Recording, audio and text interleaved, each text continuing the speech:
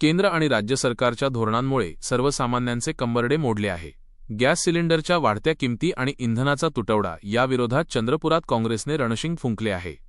वाढती महागाई आणि गॅस सिलेंडरच्या गगनाला भिडलेल्या किमती याच मुद्द्यावरून चंद्रपूर शहरातील ऐतिहासिक गांधी चौक परिसरात काँग्रेसच्या वतीने केंद्र व राज्य सरकारचा तीव्र निषेध करण्यात आला।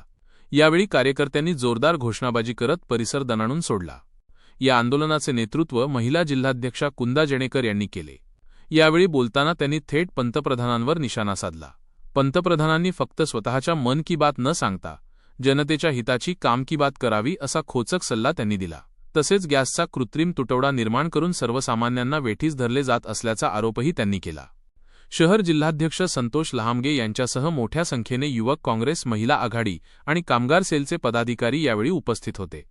शासनाने ही दरवाढ तातडीने मागे न घेतल्यास आगामी काळात अधिक तीव्र जनआंदोलन छेडले जाईल असा इशारा यावेळी देण्यात आला। काँग्रेसच्या वतीने या चंद्रपूर शहरामध्ये आम्ही गॅसच्या दरवाढीच्या विरोधामध्ये आंदोलन करीत आहोत। या आंदोलनाच्या माध्यमातून भाजप सरकारला हे सांगायचं आहे की हे गॅसचे दरवाढ म्हणजे एक सर्वसामान्य जनतेला भेडसावणारा प्रश्न आहे। मन की बात करणारे आमचे पंतप्रधान महोदय काम की बात करावी, जनतेसमोर यावं, जनतेच्या प्रश्नांना उत्तर द्यावं। जर ते या प्रश्नावर जर उत्तर देत नसेल आणि गॅसचे दरवाढ जर कमी करत नसेल तर या पलीकडे जाऊन आम्ही तीव्र आंदोलन करू आणि आमच्या मागण्यांना न्याय देऊ, हे या माध्यमातून सांगायचं आहे। या सरकारचा आम्ही निषेध करतो।